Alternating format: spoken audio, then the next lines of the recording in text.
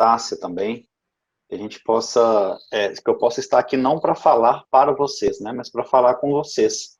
Eu acho que é importante o bate-papo, né, a troca de experiência, muitas vezes vocês trazerem algumas questões que estão afligindo, né, nesse trabalho que vocês estão organizando tão bem. E é interessante, né, o tanto que, por exemplo, esse processo de pandemia tem contribuído na organização dos trabalhos, né. É uma grande chance da gente começar organizado. Não basta ter boa vontade.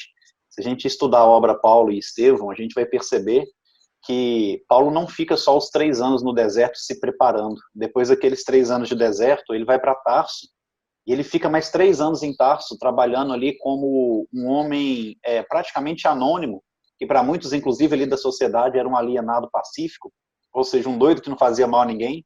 Mas o que eu acho interessante é o convite que ele recebe de Barnabé, a partir de um problema que a igreja de Antioquia, que foi fundada por Barnabé e era dirigida por ele, óbvio, sendo orientado o tempo inteiro por Pedro, mas uma problemática que aquela igreja apresentou. Segundo Emmanuel, era uma igreja que tinha servos com boa vontade, tinha servos humildes, aqueles mesmos servos de boa vontade e humilde tinham recursos materiais, que nunca faltava a assistência aos que entravam à igreja. No entanto, Emmanuel cita que aquela igreja não tinha trabalhadores do pensamento. E identificando essa dificuldade, Barnabé vai buscar ajuda com Pedro, e Pedro fala com Barnabé que a obra do Cristo pode se perder também por falta de iluminação intelectual. Então a gente sabe a importância da humildade, da boa vontade, mas a gente precisa entender também a importância de organizar os trabalhos, né? Então no nosso primeiro encontro, e a partir disso, né, só para concluir, a partir disso, eles procuram Paulo, depois de 6 anos da conversão dele, porque eles acreditavam que Paulo era um trabalhador com essa característica, né, de ser o trabalhador do pensamento. Paulo, sem entender muito essas questões, o que estava acontecendo em Antioquia, ele já chega lá querendo assumir a tribuna. Fica vermelho, gago, não consegue, porque na verdade o propósito da espiritualidade naquele momento era outro, né? E aí ele começa a atender as pessoas que passavam na igreja durante o dia, queriam conhecer Jesus e não podiam. No início atendia essas pessoas individualmente, o que a gente chama hoje de atendimento fraterno, dentro da casa espírita.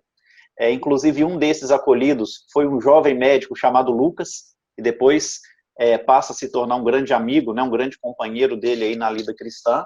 E a gente ainda tem, depois desse ponto, Paulo organizando reuniões de estudo entre as pessoas que iam na igreja, pegando trechos do Velho Testamento e do Novo, ou seja, trazendo a iluminação intelectual que a igreja tanto precisava, né? E eu fiquei pensando nisso, em conversa também, já há algum tempo com o Nazareno.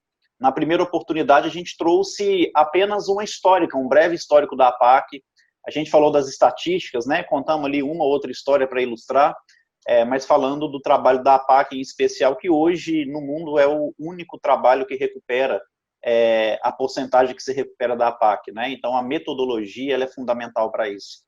Para a APAC estar funcionando, ela funciona porque existe uma metodologia, existe uma estrutura, né? Então qual que é a nossa ideia a partir de agora, nos encontros que a gente vai tendo? A gente vai tentar trazer a metodologia da APAC, não é? São 12 elementos que compõem essa metodologia. Então, é uma metodologia com 12 fundamentos.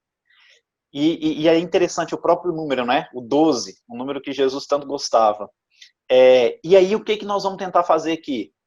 Cada item da metodologia, cada fundamento desse método, a gente vai tentar adaptar e imaginar como pode ser aplicado no trabalho de vocês. Não adianta eu ficar aqui falando só da APAC. A realidade de vocês é semelhante, mas tem as diferenças, que partem das próprias leis, né? Que são diferentes, a lei que é aplicada para o adulto e que é aplicada também para a criança, para o adolescente, não é? Então, a gente vai tentar fazer isso, tá bom, meus amigos? Esse livro aqui, até uma dica de leitura, ele tem no site da FEBAC, ele tem por título Vamos Matar o Criminoso. Inclusive, tem muita gente que às vezes questiona o nosso trabalho, né? Com aquele velho bordão que bandido bom é bandido morto. E a gente concorda, porque nós temos que matar o criminoso para crescer o homem, crescer o espírito imortal, não é? Então, esse livro aqui é fundamental para a gente entender a metodologia da APAC, foi escrito pelo fundador da APAC, o Mario Toboni, e aqui fala muito do método, né? A importância desse método. Então, o que eu vou fazer? Eu vou trazer cada elemento do método, e a gente vai fazendo os comentários em conjunto, combinado? Não precisa terminar hoje, a gente vai com muita calma, e se precisar de voltar 2, 3, 4, 5, o tempo que for, a gente vai voltar para tentar esgotar isso aqui, que é extremamente importante. E a ideia é que, a partir disso, a gente possa contribuir com vocês na criação de uma cartilha, né? Uma cartilha que vai orientar desde a pessoa que vai chegar no grupo, a forma que a gente vai lidar nas nossas visitas, né? Na orientação desses jovens, o que a gente pode pensar para estruturar o grupo e que vocês acham que vai ser bacana e que vai ser válido. Combinado? Combinado. Rafael, eu só queria te pedir para você repetir. Esse livro está disponível no, em qual site? Da FEBAC. FEBAC eu vou soletrar. F-B-A-C. febac.org.br. FEBAC significa Fraternidade Brasileira de Assistência aos Condenados. É uma espécie de federação, como a FEB é a Federação das Casas Espíritas, a FEBAC é das APACs, tá bom? Então, eles que fazem a extensão da metodologia, eles que vêm confirmar se o negócio está indo do jeito certinho ou não, eles que muitas vezes vão trazer penalidades para as APACs que não estão aplicando o método. Por exemplo, são 2 elementos do método. Se a gente constata numa unidade que está funcionando que eles estão aplicando 6 elementos, 7 elementos, está faltando os outros, e ali eles não conseguem ajustar, no segundo ano a mesma coisa, aquela unidade ela fecha. A FEBAC não admite você estar em funcionamento sem estar respeitando. E já tiveram várias APACs que fecharam, tá bom? Então, o método é extremamente importante. Por isso que a gente traz isso hoje para vocês, porque a partir disso, a partir desse bate-papo, quem sabe, né? A gente não vai criando aí em conjunto essa cartilha. É óbvio que flexível, né?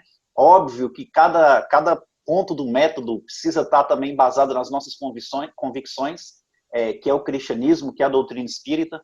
Eu acredito que, eu não sei se o grupo é só espírita ou se tem gente de outra religião, mas eu acredito que vocês vão querer pelo menos a base, né, disso tudo ser uma base cristã, e isso é importante, né, porque a gente vai perceber que no próprio método aqui, todos são muito importantes, mas o ápice da metodologia é o 12º, que provavelmente a gente não vai ver hoje, tá?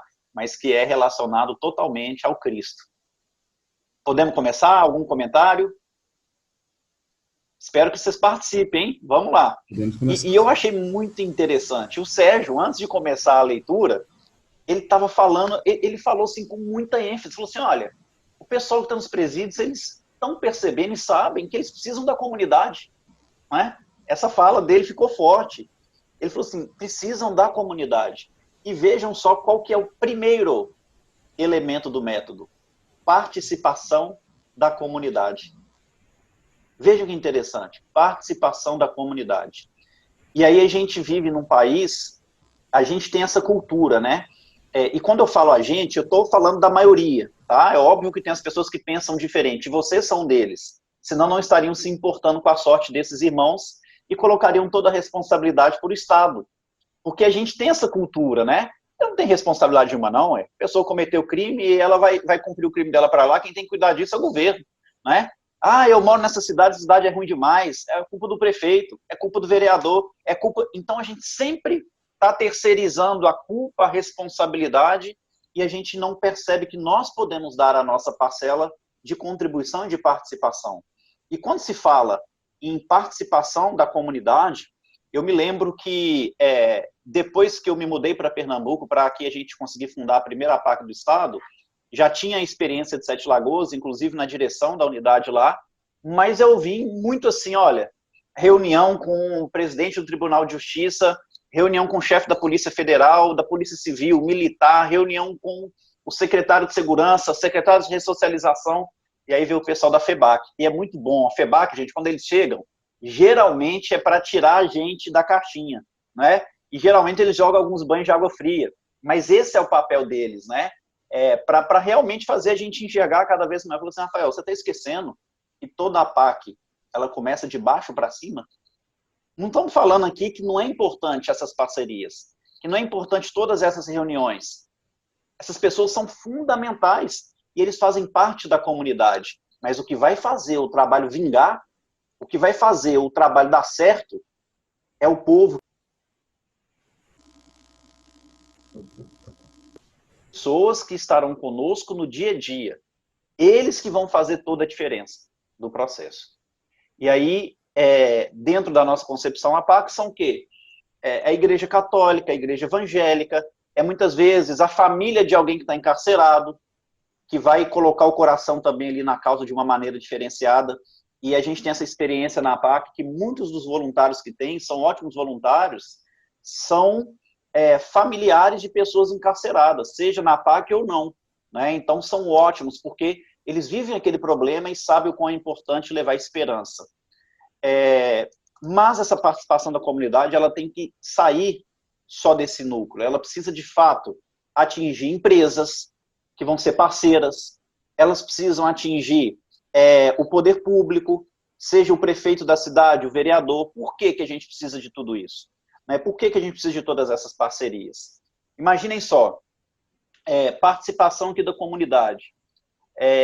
Às vezes, nós vamos ter que envolver até religiões diferentes, porque a gente sabe que vai ter um grupo ali de 10 recuperandos, de 100 que a gente está visitando, tem 10 que são evangélicos. E eles, às vezes, vão querer um pastor lá fazendo a pregação. A gente vai ter que ter uma comunicação com um pastor de confiança, que é amigo, né? Para que numa hora que precisar, ele vá lá.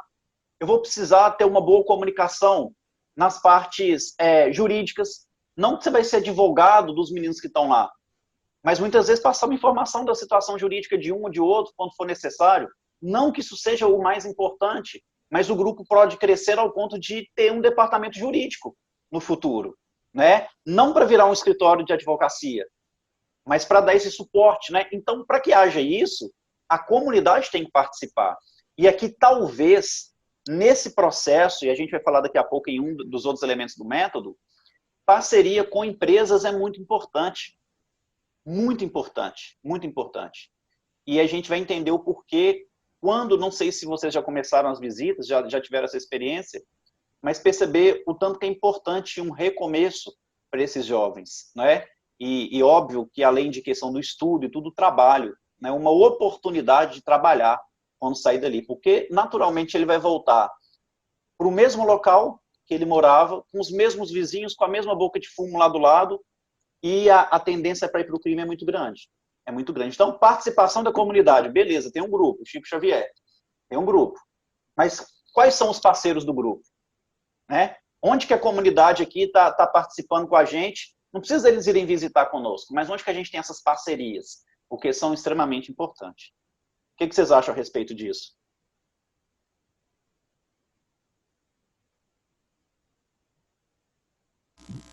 Quando nós visitamos os detentos nos presídios, é algo que a gente tenta repassar para eles a necessidade assim da mudança interior, né?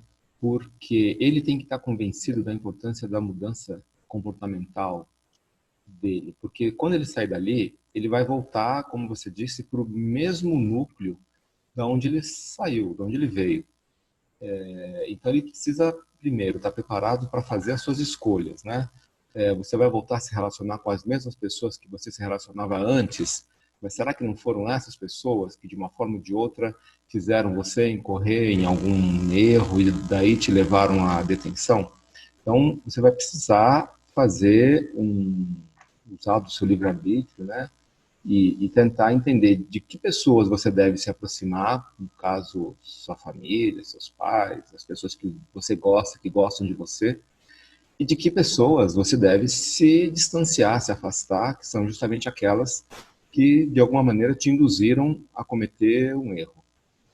Mas só que isso não é fácil, né? Porque essas pessoas são carentes, carentes financeiramente, são carentes de apoio, inclusive de apoio social, porque um ex-detento tem todas as portas fechadas, né? Ele dificilmente vai conseguir um trabalho, dificilmente ele vai conseguir se reinserir na sociedade. E quem vai estender a mão para um ex-detento é justamente o lado, esse lado, digamos assim, voltado para o crime ou voltado para o mau comportamento. Né? E isso torna muito difícil a recuperação de um detento, porque a comunidade, por um lado, não o acolhe, Ele tem dificuldade de escolher as pessoas com quem ele vai se relacionar, afinal de contas ele não tem assim tantas pessoas, né? O círculo de convivência dele não é tão grande, principalmente depois de um período detido. E a gente tenta então reforçar que ele tem que ser muito forte nesse momento, se ele não quiser entrar num ciclo vicioso de fica detido, ganha liberdade, comete outro erro, volta para a detenção, depois ganha liberdade, comete outro erro e volta para a detenção. É um círculo vicioso que ele precisa quebrar. É claro que nós aqui do lado de fora podemos apoiar de alguma forma, mas a gente tenta passar para eles que ele tem que estar bastante ciente, muito convencido, muito disposto a mudar esse comportamento que ele teve, essas companhias que ele teve, se ele quiser sair desse ciclo, né, desse círculo vicioso. Perfeito, Sérgio. Inclusive, na APAC, né, antes de chegar nessa metodologia, que aqui já é o dia a dia deles, né, antes de chegar nessa metodologia, para ele ser transferido para uma APAC, ele precisa fazer uma carta de próprio punho. Se ele não sabe ler e escrever, ele pede que alguém a faça, né? E ali uma das coisas que ele precisa escrever e colocar assim, um compromisso mesmo e firmar, é que ele quer fazer parte da APAC, ele quer entrar na metodologia, porque ele quer mudar de vida, né? Então, já teve pessoas que tinham todos os critérios, mas que o que ele escreveu na carta não convenceu o juiz, ele não conseguiu a transferência, não é? E tinha outros, por exemplo, que tinha uma família que morava um pouco distante, 40 quilômetros da comarca, que é uma das exigências, e conseguiu transferência pelo que ele escreveu na carta, pelo teor da vontade dele. Então, isso que você falou é importantíssimo, ele tem que querer, né? E quem sabe também, depois que tiver uma estrutura, por exemplo, a gente tem aqui uma estrutura que a gente consegue acompanhá-los quando eles recebem liberdade, né? Uma estrutura de empresas parceiras que podem empregar, de curso profissionalizante, psicólogo e tal, mas para entrar nesse projeto nosso, que já vai começar dentro do cárcere e vai dar continuidade com ele egresso, né? Vocês precisam também assinar aqui um termo de compromisso. Isso é simbólico, mas tem uma representação muito grande. Você vai poder cobrar, né, o esforço da pessoa, porque ela assumiu aquele compromisso de querer mudar, de querer melhorar. E aquilo ali, psicologicamente, é um reforço positivo para ela, né? Porque ela sabe, nossa, eu assumi o compromisso, tem pessoas que vão cuidar de mim, eu nunca fui cuidado na vida antes, né? Eu nunca tive ninguém que se preocupasse comigo, né? Então talvez a partir daquilo ali seja um incentivo para ele realmente estar de corpo e alma num projeto e melhorar a vida, né? Só uma dica. Podemos seguir? Mais alguém quer comentar? Só a título de curiosidade mesmo, a FEBAC, ela presta algum tipo de assessoria? Porque na verdade, a gente sabe que um dos grandes problemas realmente são os egressos, né? E aí, assim, talvez ela tenha já uma expertise de como captar essas empresas ou então projetos. Eles prestam esse tipo de assessoria ou, na verdade, só fiscalizam mais? Eles mais fiscalizam, né, Tássia? Na verdade, isso vai depender muito de APAC para APAC. O que eu tenho feito aqui em Pernambuco? Eu tive uma primeira remessa de reunião de dezembro do ano passado até fevereiro deste ano. Foram 67 reuniões, com todos esses órgãos, empresas. E aí, qual que foi a pauta de cada uma dessas reuniões? Não tinha pauta. Eu ia para falar da APAC. E eu ia com entusiasmo e mostrando o tanto que cada órgão daquele, que cada empresa seria importante no processo. E o tanto que é importante a comunidade estar envolvida, estar junta, para que a ideia dê certo, né? Agora, passando o corona, a gente tem uma agenda que vai começar em outubro, que eu vou voltar em cada um desses locais. E aí a gente criou, e está criando ainda, está finalizando um documento no padrão de um artigo científico, mas não tão pesado, mais light de leitura, que basicamente nós estamos lá, o que é a PAC, estatísticas, o peso dela na comunidade, o que é a PAC de Paulista, como que está sendo o nosso trabalho, né? O que a gente vai fazer aqui, a nossa PAC em especial, e o que cada órgão pode contribuir conosco. Então eu tenho, por exemplo, o Ministério Público do Trabalho. Eu sei que até 2022 eles vão estar direcionados a conseguir trabalho para egressos.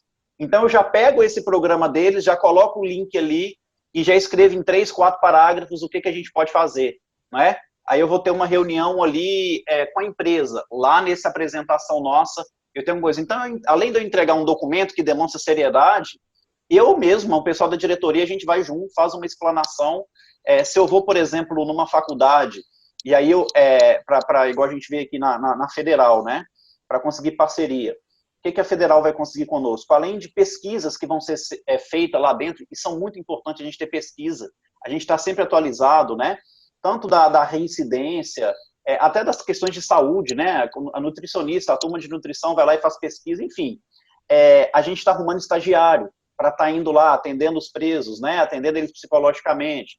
Então, cada órgão desse, a gente tem no nosso documento um trecho que mostra a importância deles para o projeto, e a gente vai fazer essa explanação, né? Então, isso parte muito de APAC para APAC. E eu acho importante ter essa parte organizacional, né, que vai realmente estruturar e perceber e mapear primeiro quais são os órgãos que vão ser importantes para vocês terem parceria e apresentar o projeto. Né? E pode ter certeza, esses projetos são muito bem recebidos, tá? Muito bem recebidos. Só dar um recado. Esse nosso link aqui do Zoom, ele é daquele link que cai depois de 40 minutos. E os 40 minutos vão dar exatamente agora, tá? E de trabalho para trabalho, né? De região para região. Tem a PAC, por exemplo, que tem 30 recuperandos, então você talvez não precise de tantas parcerias. Tem a PAC, por exemplo, a gente quer construir a nossa aqui, a gente vai ter uma primeira PAC menor, de 30 a 40 recuperandos, e ficar nesse ritmo 2, 3, 4 anos, o que a gente achar necessário para equilibrar. E aí a gente tem um projeto num terreno maior, de 130 mil metros quadrados, onde a gente quer fazer um complexo com masculino, feminino e futuramente até uma juvenil, né? E aí cada uma com 200 vagas. Então você vai ter um complexo, óbvio que separado, mas com 600 pessoas trabalhando. Aí a estrutura, as parcerias já são muito maiores, né? E é extremamente importante ter essa troca de ideias, né? Da forma que a gente está fazendo aqui agora. De repente eu posso arrumar contato até de outros presidentes de APAC também para vir, de funcionário da FEBAC, né, para passar um pouco da experiência. Essa parte lá que a gente vê no Paulo Estevão, né, a iluminação intelectual para que a obra cresça. Né? Então a troca de ideias, a troca de experiência, ela é realmente muito importante. Né?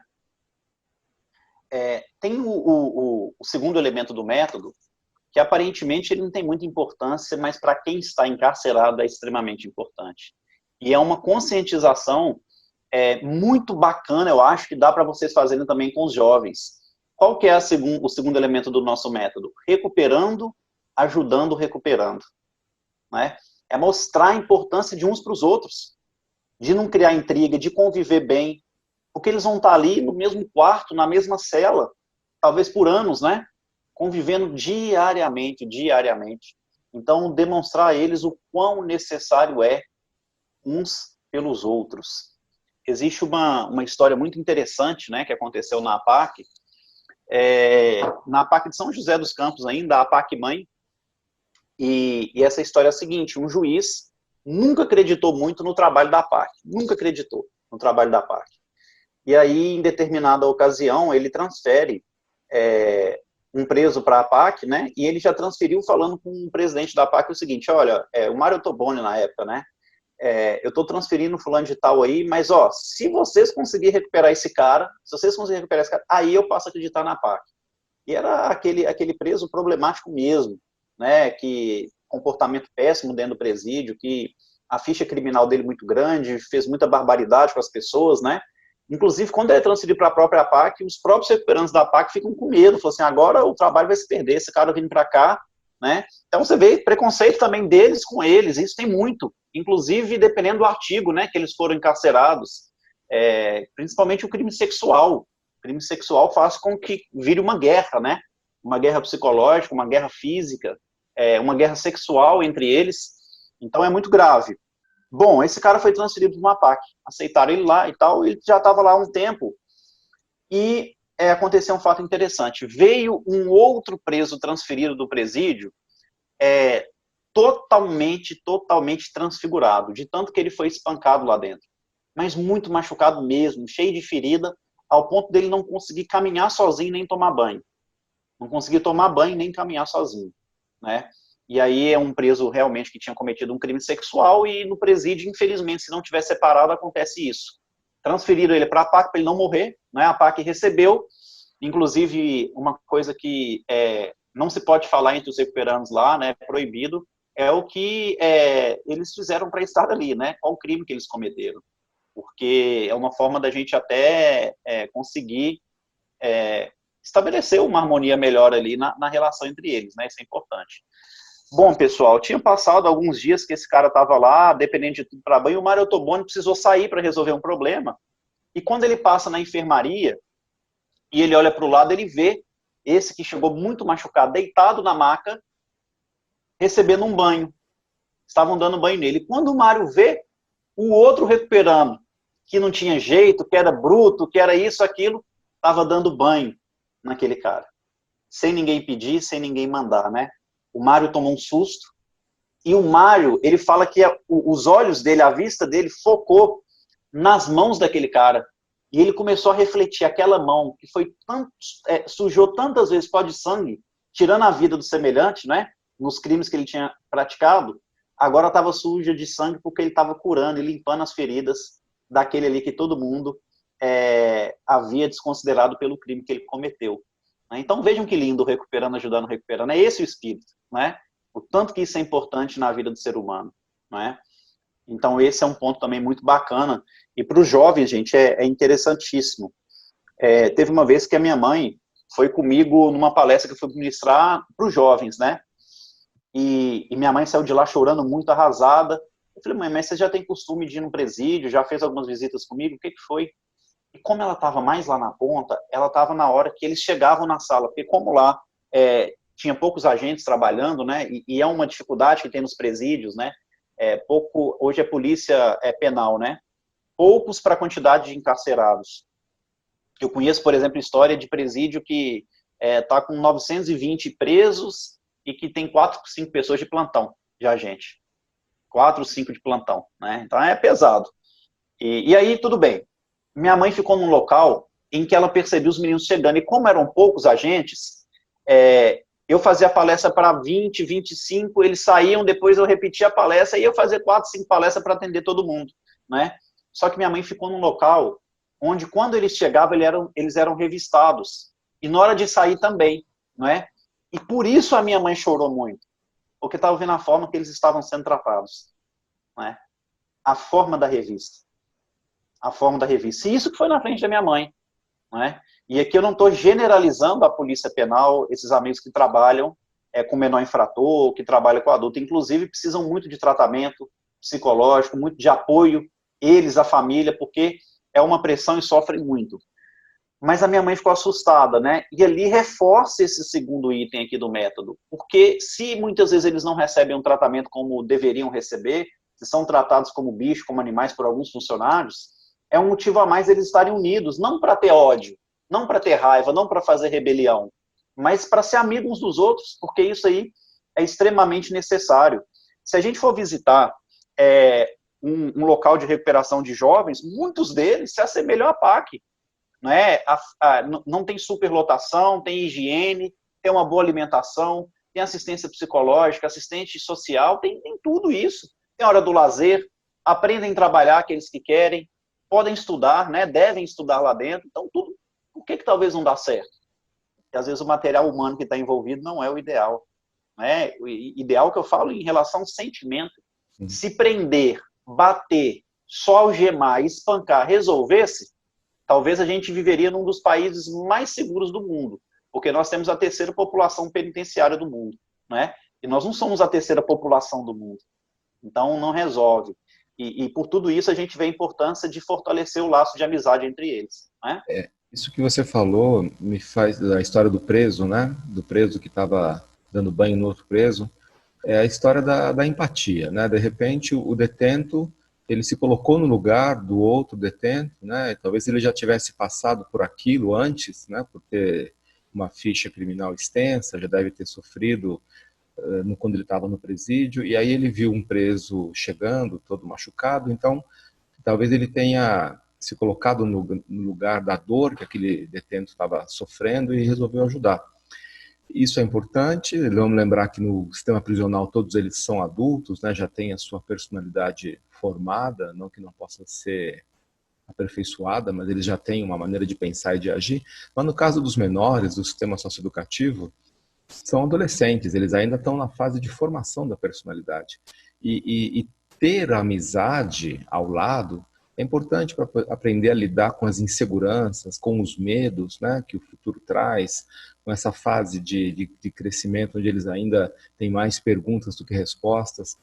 Então, realmente ter um recuperando que possa orientar ou acalmar, ou alguém com quem ele possa compartilhar suas dores, seus medos, isso de alguma forma realmente pode fortalecê-lo em sua recuperação. Eu concordo com essa sua colocação, até porque esse auxílio, né, vindo de outro recuperando, é uma maneira de aplacar um pouco a solidão que você acaba tendo num ambiente como esse, né? E aí é uma maneira também de você reforçar a convivência, a socialização entre eles, né? Muito bem. Perfeito. Inclusive, a gente percebe também o seguinte: se você está lá no alojamento, na sua cela tem 16, né, uma cela maior, e se algum ali comete qualquer erro, qualquer falha, todos são obrigados a ir lá muitas vezes e bater e espancar aquele cara que errou. Isso entre os jovens, eu falo porque eu frequentei muito lá também na minha cidade, o local de jovens. E aí eu lembro que eu atendia um desse rapaz lá, eu conversava muito com ele, na verdade, e eu falava assim, mas por que se você não quisesse bater? Ele com a mão machucada, né, tinha batido muito num colega, por que você bateu? Não, se eu não bater, eu apanho dos outros. Quando um vai bater, todo mundo tem que bater. Então a gente vê o lado contrário da amizade, né, que é o ódio, que é a guerra entre eles, mas muitas vezes é a forma de descontar aquilo que eles estão recebendo, né? O que eles receberam muitas vezes a vida inteira. Então eles acham que aquilo é normal, que vai corrigir um erro, porque eles têm as regras deles também internas, da mesma forma que eles estão sendo corrigidos. Então também é um reflexo daquilo que eles sofrem, né? E uma coisa interessante, pessoal, que eu percebo, é que aqueles que são tidos como os mais difíceis, não, aquele ele é difícil demais, ele matou a própria mãe, ou ele está aqui com 16 anos e já matou 10 pessoas, ele não sei o quê, esse é o que a gente tem que colar e valorizar. Porque quando esse cara quer mudar, quando ele fala assim, não, eu vou mudar e vou ser melhor, ele se torna um grande líder do bem entre os outros, não é? Então, quando você consegue converter esses corações mais duros, mais endurecidos, podem ter certeza que vocês vão ganhar um grande aliado, um grande líder ali para o trabalho. Ele vai conseguir também estabelecer essa moral em cima dos outros. Porque da mesma forma que a pessoa tem aptidão liderança para o mal, ele vai ter para o bem também. Novamente a gente cita, olha o exemplo de Paulo, não é? Ele era o grande líder dos perseguidores. E ao final da vida, com o trabalho, ele se tornou o líder dos que aderiam, né, ao cristianismo. Podemos seguir? Mais algum comentário? Podemos. Eu vou, na verdade, só dar uma pincelada no terceiro item do método por causa do nosso horário, porque esse aqui é um item que a gente precisa conversar bastante sobre ele, mesmo porque as leis são diferentes, mas são necessários, né? Que é o trabalho. Inclusive, muita gente acha que a solução do preso, do encarcerado, é o trabalho. Fala assim, é aquela frase que o pessoal fala, né? O cabeça vazia é oficina do diabo. Então tem que dar trabalho para esse povo. Eles estão fazendo isso porque trabalham. Muitos, talvez a maioria, que estão encarcerados, tinham um trabalho profissional antes de ser preso, antes de cometer o crime, né? Tinha alguma ocupação profissional. Não é só ocupar o tempo. O trabalho é importante? É. Mas se a gente não mudar o que está aqui dentro, ó, o sentimento e a forma desse ser humano enxergar a vida, só o trabalho não adianta. Mas o trabalho é importantíssimo.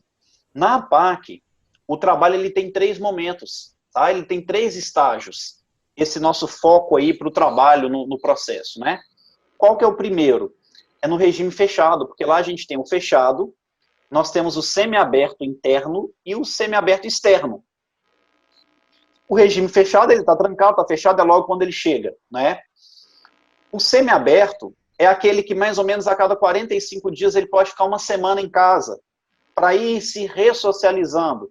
Aí volta depois, fica mais uns 45 dias. E o semiaberto externo, normalmente ele trabalha durante o dia e às 18 horas ele retorna para o presídio. Então ele começa a estabelecer um convívio social mais amplo, não é? Bom, no primeiro momento, que é quando esse cara vem do presídio, por isso que eu falo que é muito diferente um trabalho do outro, eu trago a experiência da PAC e depois a gente pensa como que isso pode ser pensado também com os jovens, né? Respeitando as leis. No fechado, o trabalho lá na APAC não visa a parte profissionalizante. Não visa formar-se um profissional no ofício A ou B. é o laboterapia. Principalmente os trabalhos com madeira, com pintura, porque esse ser humano, ele chega extremamente acuado, embrutecido, né? Cheio de casca, como uma cebola, cheio de casca e totalmente travado para qualquer coisa. Porque está no crime, está sendo chamado por um número, ou pelo apelido que ele é conhecido no mundo do crime, ele está apanhando, ele está batendo, ele está comendo comida podre, ele não tem espaço para dormir, não é? Ele está na guerra. E aí ele chega no local. Então não adianta querer profissionalizar. Primeiro ele precisa deixar a poeira abaixar. E aí nesse processo, o laboterapia é essencial, né? No início do cumprimento de qualquer pena. Porque ali o cara vai começar a colocar em prática os detalhes, né?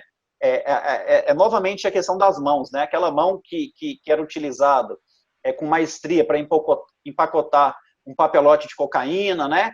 Uma maconha, para manusear uma arma, para roubar. De repente, aquela mão agora está pegando uma madeira bruta e burilando, aperfeiçoando aquela madeira até ter uma peça de artesanato maravilhosa. Está pegando uma tela e deixando ali suas dores da infância, da adolescência, falar. E ali ele está pintando, né? E você pode ter até uma análise psicológica dentro desses quadros que eles pintam, mas é uma forma de trabalhar, né? O laboterapia. Então, essa parte manual do artesanato é extremamente importante para esses irmãos que acabam de chegar. No segundo momento, nesse semiaberto que eles vão para casa, uma vez por semana, a cada 45 dias fica uma semana e tal, isso é média, tá? O tempo é médio mais ou menos esse. 45 dias recluso, uma semana em casa. Nesse ponto, a gente percebe que é extremamente importante ele já começar a ter a profissionalização dele. Então, o que a PAC faz? A gente faz parcerias com as empresas que colocam núcleos de trabalho dentro da própria PAC para capacitá-los e, a partir dali, aquela parceria continuar, para quando ele receber liberdade, ele ter um trabalho mais ou menos já engatilhado, né? Mas, ao mesmo tempo, essas empresas podem começar também a admiti-los, mesmo antes deles ter 100% da liberdade. Eles podem estar no semiaberto externo e indo trabalhar durante o dia também naquele local. Então, você está preparando o ser humano, porque o mercado de trabalho está difícil para todo mundo. Então, se eles também não passarem por um curso, já está difícil para um ser humano normal conseguir trabalho no nosso país, não é? Sempre foi difícil. A gente não vive num país de primeiro mundo, pelo contrário, sempre tem desemprego. Agora, na pandemia, piorou. Então, o cara tem que ter uma formação. Por isso que a gente vai falar daqui a pouco também sobre o estudo, né? É importante, né? É uma das questões da metodologia. Mas o cara está estudando lá dentro, ele voltou a estudar, ele se profissionalizou, ele fez um curso, fez outro, né? Então, ele já tem um currículo também para ser apresentado e para a empresa acreditar. Voltamos lá na participação da comunidade. Tem que ter as empresas parceiras também, que acreditem no projeto para que isso aqui dê certo, não é? Agora, com os jovens, como é que a gente vai pensar nisso? Será que seria mais uma parceria aí desse lado mesmo, primeiro pensando no laboterapia também, para amolecer um pouquinho o coração deles, e depois incentivar mais empresas que vão ser parceiros oferecendo curso profissionalizante, menor aprendiz, né? Para que eles possam depois realmente já estar engajados. Então, tem que pensar para que seja respeitadas as questões das leis, né? Mas que o trabalho é extremamente importante. Eles aprender uma profissão e saber o que vai fazer ali é necessário, né? E a maioria, a única coisa que sabe, por que você sabe? Eu sou servente pedreiro. Não estou aqui criticando quem é servente de pedreiro, né? Mas eles precisam ter uma expectativa também, uma perspectiva diferente na vida. Por isso que muitos voltam para o crime, né? Porque eles não têm sonho, né? Vai ter que trabalhar com o que tem. Inclusive, logo quando a gente assumiu lá em Sete Lagoas, na APAC, eu organizei uma pesquisa porque eu estava muito assim receoso. Por quê? Tem muito isso, né? Preso tem que trabalhar com o que tem. Nem sempre é assim, meus amigos, né? Nem sempre é assim. Não é trabalhar com o que tem. E aí a gente fez nessa pesquisa lá, eu constatei que nos últimos 10 anos a instituição tinha oferecido 47 cursos profissionais. 47 cursos profissionalizantes, né? E aí dentro da pesquisa que eu fiz foi mais ou menos o seguinte: o que você sabia fazer profissionalmente antes de ser encarcerado? Ou com o que você trabalha, qual que são as suas experiências? O que você aprendeu no presídio normal? A maioria não aprendeu nada, porque não tem. O que você aprendeu na PAC? E o que você gostaria de trabalhar? E aí, pegando aqueles mais de 40 cursos, a gente percebeu que 4% queriam trabalhar naqueles 47 cursos que foram apresentados. e 96% não era aquilo que eles sonhavam, né? E, Rafael, então o quê? O sonho deles é ser diretor de uma multinacional, é ter um cargo grande. Não, eram coisas simples. Coisas simples que dá para arrumar parceria. Então a gente pode pensar também nesse caminho inverso. Vamos sentir o material humano que nós temos, o que que eles gostariam, o que que eles sonham, porque a chance de dar certo depois é muito maior. Quando você trabalha e faz o que gosta, a chance de dar certo na vida lá fora, né, quando ele recebe liberdade, é muito maior. Né? Então fica aqui também essa reflexão, porque essa pesquisa que a gente fez foi muito, muito, muito importante, né, esse levantamento de dados. Meus amigos, o horário chegou ao fim, né? Eu espero que na semana que vem a gente esteja aqui de volta, né? Para continuar a reflexão. E quem sabe, né? Ao final dessas trocas de ideias aí, não pode surgir uma cartilha, a gente organizar mesmo isso aí no papel e ainda que a gente não consiga colocar em prática tudo, 100%, é devagarinho mesmo, né? Mas tendo uma cartilha ali, a gente pelo menos está direcionado no trabalho, né? Certamente, certamente. A gente pode fazer um trabalho colaborativo, né, e começar a tomar nota das experiências ou das ideias e ir elaborando um documento que no futuro pode ser até mais do que uma cartilha, né, eventualmente. Nós temos Exato. aqui experiências muito ricas que devem ser registradas, né, para os demais. Perfeito, meu amigo. Muito obrigado a todos, viu, gente, pela paciência, pelo carinho. E espero que na semana que vem a gente possa estar junto de novo para dar continuidade aí.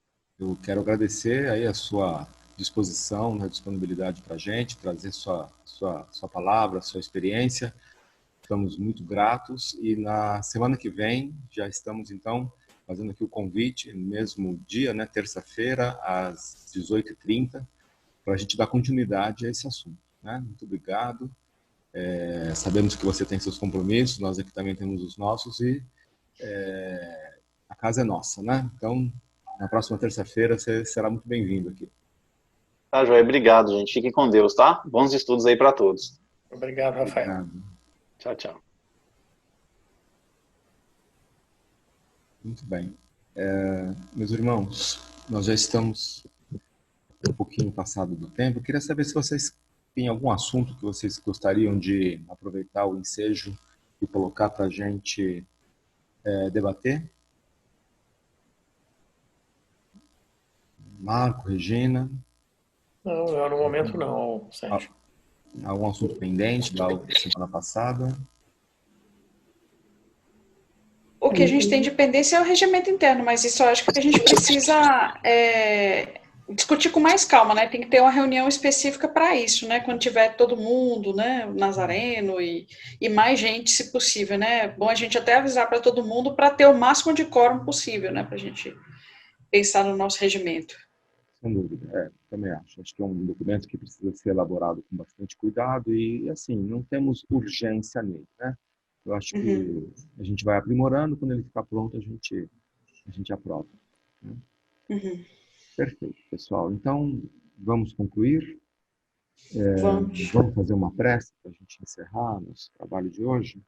Eu achei que foi muito válido, muito produtivo, né? O Rafael tem muito conhecimento e ele é muito enriquecedor ouvir a experiência dele, né? O contato que ele tem com as APACs, e a gente certamente vai poder aproveitar uma boa parte da vivência dele no nosso trabalho. Muito bom. Convido, quem gostaria de fazer a prece de encerramento?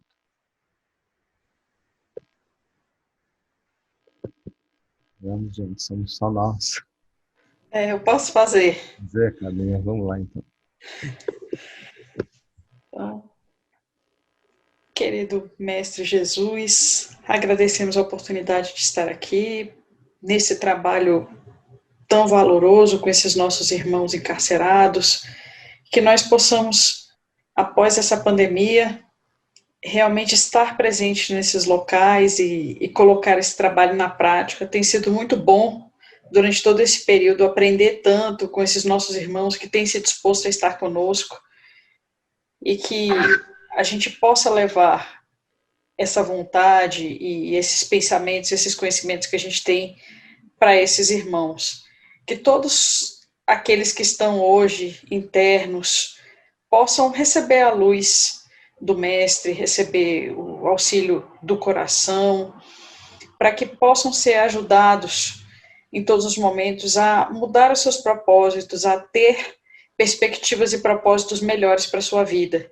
Que a experiência seja realmente transformadora, para que eles percebam, sobretudo, o que eles não querem para a vida deles.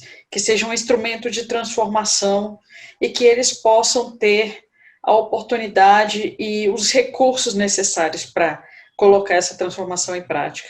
E que nós também possamos fazer as transformações necessárias na nossa vida e sempre ter forças e o apoio necessário para poder levar isso em frente. Que a luz de Jesus se estenda a todos os trabalhadores do grupo, a todos os trabalhadores da nossa casa e a todos os que dela necessitam. Que possamos estar em paz, que as nossas famílias, os nossos amigos, os nossos colegas de trabalho possam também estar na paz do Mestre e assim se manter até o nosso próximo encontro. Que assim seja. Amém. Muito bem. Boa noite. Então, encontro marcado na terça-feira que vem, às 6h30, tá bom, pessoal? Combinado. Boa noite a Obrigado, todos. obrigado Boa pela noite. participação. Boa noite. Boa noite. Até a próxima.